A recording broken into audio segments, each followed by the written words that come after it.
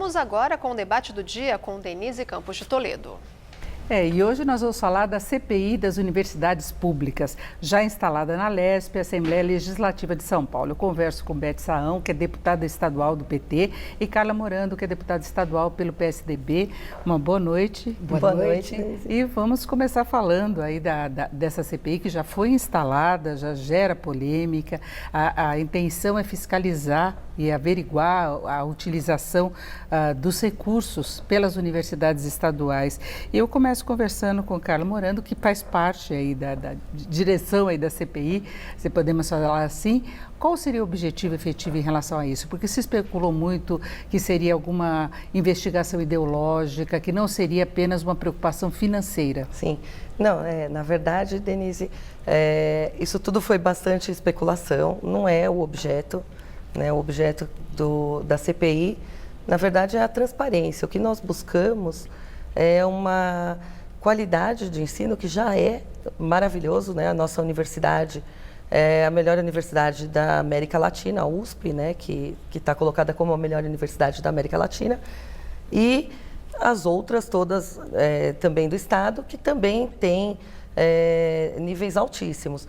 A questão toda nessa discussão da CPI é sobre o que se faz com o dinheiro, para onde que ele vai, quais são os destinos dados a esse dinheiro, porque é um dinheiro que vem do imposto e não é pouco, né? São quase 10% do ICMS recolhido, que isso gera em torno de 9 bilhões, né? São 200 mil alunos, então o que é feito com esse dinheiro, quais são os destinos tomados, se tem como aumentar o número de vagas, principalmente para escolas públicas, e trazer mais alunos, a gente conseguir ter uma eficiência maior. Deputada Beth, como é que a senhora vê essa iniciativa da CPI? A iniciativa ela visa, na verdade, o desmonte das universidades públicas, que são centros de excelência. E tanto USP, quanto Unesp, quanto Unicamp, é um patrimônio do povo paulista, na medida em que produz novas tecnologias, produz conhecimento, e sem elas fica muito difícil para nós investirmos nas pesquisas, como elas fazem já há décadas. O 9,57 do ICMS, que é passado para as universidades, que, aliás, a gente vem há anos lutando para que ele seja ampliado, ele já é auditado, essas despesas das universidades. Tem o Tribunal de Contas do Estado, que faz a fiscalização, o controle dessas contas, a própria Assembleia Legislativa, os reitores têm que comparecer às comissões de Ciência e Tecnologia e de Educação para fazerem suas prestações de conta, isso inclusive é constitucional. Portanto, há maneiras de você dar conta e pedir a transparência dos gastos das universidades. Ocorre que esta CPI que foi proposta, na verdade, ela é uma CPI do fim do mundo, porque CPI tem que ter objeto definido. Ela não tem. Ela é vaga no seu objeto, ela não tem uma justificativa que deveria ter também, que precisaria acompanhar a CPI, e mais do que isso, ela é inconstitucional. Por quê? Porque tem um artigo da Constituição que diz o seguinte: as universidades têm que ter liberdade de cátedra, né, e tem que ter autonomia. Isso é garantido pela Constituição. Na medida em que você coloca uma CPI que não tem, inclusive, um objeto bastante circunscrito àquilo que você quer investigar, você não pode. O próprio proponente da CPI, né, disse em vários órgãos de imprensa que as universidades estavam muito ideologizadas, era preciso retirar essa ideologia. Quer dizer, isso não é objeto de CPI, essas discussões não dá. As universidades têm que ter liberdade de ação, de ensino, de produção de conhecimento, de ciência. Então, há uma grande desconfiança da nossa parte de que não é para investigar nada dentro da universidade, mas é para desqualificar a universidade, é para desvalorizá-la, para depois propor algo do tipo, vamos fazer com que os alunos passem a pagar mensalidades. Esse é o objetivo final. Isso é tão verdadeiro, só para concluir minha resposta, que nós entramos com mandado de segurança junto ao Tribunal de Justiça para tentar questionar os objetos dessa CPI que não existem. Eu ia colocar exatamente essa questão da autonomia das universidades. No caso de se detectar alguma coisa que a CPI não goste, que não seja necessariamente desvio de recursos, irregularidades, haveria uma tentativa de interferência direta na forma como as universidades são administradas, a questão de cursos, alocação de recursos, e os reitores, eles questionam muito o quanto é gasto também em investigação científica, em pesquisa científica. Então, como é que seria essa ingerência da CPI na gestão das universidades? Só para deixar assim bem claro que assim tanto não é inconstitucional que foi indeferido o pedido de retirada, né, da liminar. Então, a questão toda da CPI não se trata de ingerência, de tentar fazer alguma mudança dentro do que já está acontecendo. Não é nada disso. Quanto à posição que o deputado deu, né, nas redes, né, e nos meios de comunicação, foi sobre uma pergunta que fizeram. Não foi em questão falando da CPI. Foi feita uma pergunta e ele colocou a posição que é dele. E que eu acho que assim, a gente precisa, na verdade, respeitar a posição de cada um. Respeito a posição de todos os deputados, tanto os que são a favor ou não, mas cada um tem a sua opinião. A opinião dele foi dada, mas que não é o objeto dessa CPI. O objeto dessa CPI é trazer transparência. Todos os serviços públicos são abertos, né, e têm as suas contas abertas à população e para que todos vejam. Por que na universidade isso não pode ser assim? Agora, por que uma CPI logo no início do ano nas universidades? O que teria motivado? Só a despesa que elas têm? Porque nós temos outras áreas de governo que também têm gastos, não é? Que também tem uma participação importante no orçamento do Estado. E no caso da USP, por exemplo, ela conseguiu registrar o primeiro superávit após 4 anos de déficit. Exato. Né? Na Unicamp, o déficit orçamentário foi menor do que o previsto. Aí a Unesp ainda tem 200 milhões aí de saldo negativo. Mas Sim. é um momento em que elas já estão passando por uma reestruturação financeira. Isso. Teve períodos aí de comprometimento total de receita com folha de salários, por exemplo. Então, o que teria motivado agora isso? Não, na verdade, não é uma motivação Porque de ser CPI neste é uma coisa momento. investigativa mesmo, Sim, né? mas não é por ser neste momento. Acontece que isso já é de praxe, né, na Assembleia, quando se começa o mandato, se colocam as CPIs que se querem colocar. E é colocado conforme a ordem do relógio. E ela acabou sendo uma das primeiras 5. Só podem ter 5 CPIs instaladas e uma delas foi a CPI das universidades. Poderiam outras estarem na frente, mas acontece que é uma ordem de chegada.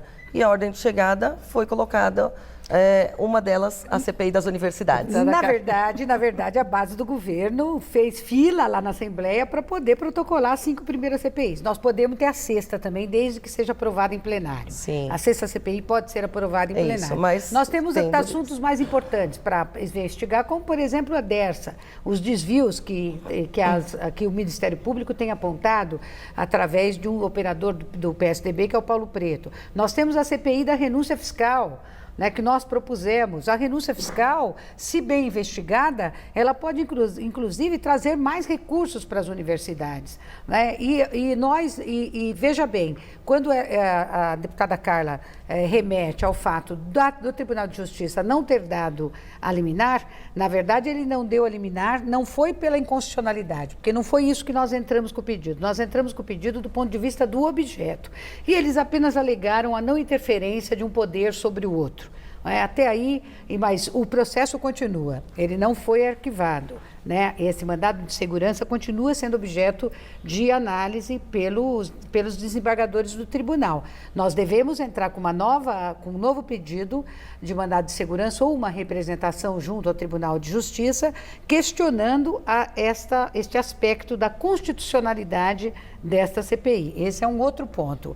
Agora, as CPIs precisam ser, de fato, investigadas aquilo que se quer investigar. Ocorre que isso é uma tradição já dos sucessivos governos tucanos, que no início da legislatura eles protocolam muitas CPIs que levam, às vezes, o nada ao lugar nenhum, exatamente para poder impedir que CPIs que pudessem, de fato, buscar investigações, que é o nosso papel, enquanto parlamentares, investigarmos os atos do governo, do executivo, entre outras questões. Mas agora, essa também é uma delas. Eu queria colocar essa CPI num contexto maior desse momento que nós estamos vivendo no país, porque nós tivemos aí nas últimas semanas o governo federal restringindo a liberação de recursos. Primeiro era um corte de 30% das verbas para 3 universidades federais, mais especificamente, e sob a alegação do ministro que haveria balbúrdia nessas universidades. Aí agora eles vão estender a todas as universidades federais. Nós temos já protocolado aí também um projeto para exigir exames toxicológicos de estudantes de universidades públicas de São Paulo. Então, dando a entender que tem uma questão de drogas, de vícios entre os alunos, não é? Então, passa uma ideia de que se está buscando coisas erradas na área universitária de uma forma mais ampla e universidades públicas, e aí talvez restringindo recursos, e eu queria ainda agregar o que o ministro disse em relação a menos verba para a área de humanas. Então, na verdade, assim, só para terminar um comentário, a questão da fila no relógio para ser colocada a CPIs, elas seguem essa ordem, e isso começou depois que um dos deputados do PT, né, do partido da nossa companheira aqui, da Beth, pulou o muro da Assembleia e ficou na porta do relógio para protocolar primeiro. E foi após esse episódio que começou a se criar essa fila no começo da legislatura para que se coloque as CPIs. Então, isso foi uma coisa criada a partir desse movimento, desse deputado que pulou o muro da Assembleia, que é do PT, e hoje isso se tornou um praxe. Então, assim, quem quer colocar a CPI vai lá e fica na fila do relógio antes. Então, só para deixar claro que assim, não é uma manobra do governo, não existe um motivo que se coloque alguma coisa para se esconder. A questão da CPI, que a Beth está falando da Dersa, o porquê que eu não acho que ela não tem que ser investigada, a Dersa, nada disso. Mas o porquê que é feita uma CPI? Uma CPI, ela é feita para colher dados e mandar para um órgão responsável, no caso o Ministério Público ou a Polícia Federal, que sim tem capacidade muito maior de se investigar do que nós, deputados na Assembleia. Eles têm como grampear telefone, ausculta, eles têm acesso às contas bancárias, quebra de sigilo, coisas que nós, parlamentares, não temos. E a Dersa já está nesse processo, já tem pessoas que estão presas, então não cabe uma CPI para começar uma investigação de uma coisa que já está sendo investigada. Mas precisa, Carla. Né? Então seria, na verdade, são milhões de desvios que estão sendo denunciados. Um palanque político para ficar sapateando numa coisa que já acontece. Então, quando se trata de investigar as questões que pega no calcanhar deles, mas, Beth, é palanque você tá político. Com a USP? Quando não, aí não. Beth, veja se bem, a USP não tem nenhum problema, qual é o problema? Deixa eu falar um pouco. De fazer uma CPI e abrir para as pessoas. Primeiro, é praxe do governo do Estado, interferir como interfere na Assembleia Legislativa de uma forma virulenta. Isso já acontece há muitos anos na Assembleia Legislativa. Não só na questão das CPIs, mas às vezes a gente costuma falar que a Assembleia é um puxadinho do Palácio dos Bandeirantes, porque acaba tendo uma base que acaba sendo subserviente ao governo de plantão. Esse é um ponto. O outro ponto que eu quero voltar da questão que foi a sua pergunta, das universidades federais, de como o Ministério da Educação vem tratando a educação nesse estado. Hoje mesmo tivemos um corte num dos colégios mais tradicionais do país, que é o Dom Pedro II, no Rio de Janeiro, né, com educação básica. Então é uma falácia quando eles dizem que eles querem tirar das universidades, do ensino superior, para jogar para a educação básica. É Essa escola é a mentira. educação Eles estão básica. tirando dinheiro da educação, eles estão tirando do recurso da educação. A educação que serve de palanque para todos os candidatos, mas na hora que chega, de fato, na parte administrativa, ela não recebe, por parte desses eleitos, a prioridade que ela deveria receber. E a educação tem que ser vista como um todo, ela não pode ser fragmentada. Não tem essa de dizer, olha, o ensino básico precisa receber atenção. O ensino básico precisa receber, é de responsabilidade dos municípios. O ensino fundamental, uma parte dele, em médio, é de responsabilidade dos governos estaduais. E o ensino superior é de responsabilidade do governo federal, que devia dar conta disso com a competência e com a responsabilidade que a importância de todos os ciclos de educação requer. É preciso é preciso priorizar a educação, não apenas na narrativa e no discurso, mas na prática, né? Bom, nós teríamos muito mais a falar sobre isso, a CPI está só começando agora, vai ter muita discussão, mas eu agradeço muito a participação de Beth Sayão, que é deputada pelo PT, e também de Carla Morando, que é deputada estadual pelo PSDB, que é vice-presidente da CPI. Sim. É isso. Sim. Então, muito obrigada às duas. Muito obrigada, Denise, e uma boa noite.